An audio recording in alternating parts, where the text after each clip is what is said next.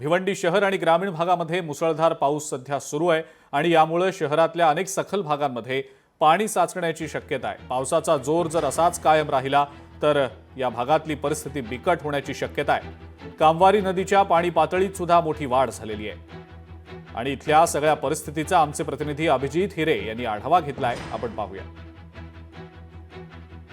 सकाळपासून मुसळधार पाऊस सुरू असून आज भिवंडी शहरामधील कामोरी नदी असून हिने सुद्धा धोक्याची पातळी पार केलेली आहे। त्यानंतर या जो पाण्याच्या प्रवाहामध्ये मोठ्या प्रमाणात जलपर्णी अडकलेली आहे, त्यामुळे ही जलपर्णीचा धोका शहरात देखील होऊ शकतो। त्यामुळे ही जलपर्णी लवकरात लवकर काढावी, जेणेकरून जो पावसाचा जोर जर कायम असा राहिला तर हे जो पाणी जे आहे ते पाणी शहरामध्ये शिरण्याची दाट शक्यता निर्माण झाली, जेणेकरून जे पाणी आहे ते शहरामध्ये घुसणार नाही। त्यामुळे शहरात पुराची स्थिती निर्माण होणार नाही। तरी पालिका प्रशासनाने ही जलपर्णी लवकरात लवकर हटवावी अशी मागणी नागरिकांकडून जोर धरत आहे। अभिजित हिरे, लोकशाही न्यूज, भिवंडी।